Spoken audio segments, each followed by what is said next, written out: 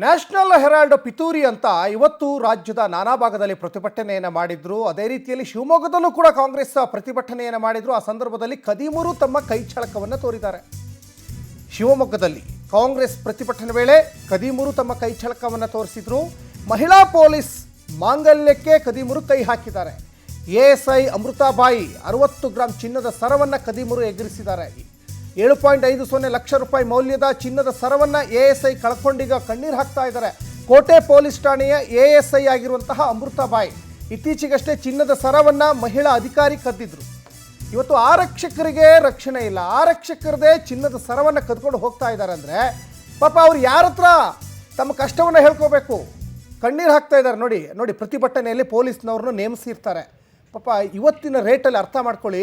ASI ಅಮೃತಾಬಾಯಿ ಅವರು 60 gram ಚಿನ್ನದ ಸರ ಕಳ್ಕೊಂಡ್ಬಿಟ್ಟಿದ್ದಾರೆ. ಕಣ್ಣೀರು ಹಾಕ್ತಾ ಇದ್ದಾರೆ. ಪೊಲೀಸ್ನವರೇ ಕಣ್ಣೀರು ಹಾಕ್ತಾ ಇದ್ದಾರೆ. ಇವತ್ತು ಜನಸಾಮಾನ್ಯರು ಈ ರಾಬ್ರಿ ಆದಂಥ ಸಂದರ್ಭದಲ್ಲಿ, ಚೈನ್ ಕಳ್ಕೊಂಡಂಥ ಸಂದರ್ಭದಲ್ಲಿ ಇಂಥ ಪೊಲೀಸ್ ಹತ್ರ ಹೋಗ್ತಾರೆ. ಇವತ್ತು ಪೊಲೀಸ್ನವರೇ ಚಿನ್ನದ ಸರ ಕಳ್ಕೊಂಡ್ಬಿಟ್ಟಿದ್ದಾರೆ. ನೋಡಿ ಖದೀಮರು ಎಂತೆಂಥ ಕೈ ಚಳಕ ತೋರಿಸ್ತಾರೆ ಅಂದರೆ ಪೊಲೀಸ್ನವ್ರನ್ನೂ ಬಿಡಲ್ಲ, ಜಡ್ಜ್ಗಳನ್ನೂ ಬಿಡಲ್ಲ, ಯಾರನ್ನೂ ಬಿಡಲ್ಲ ಅವರು.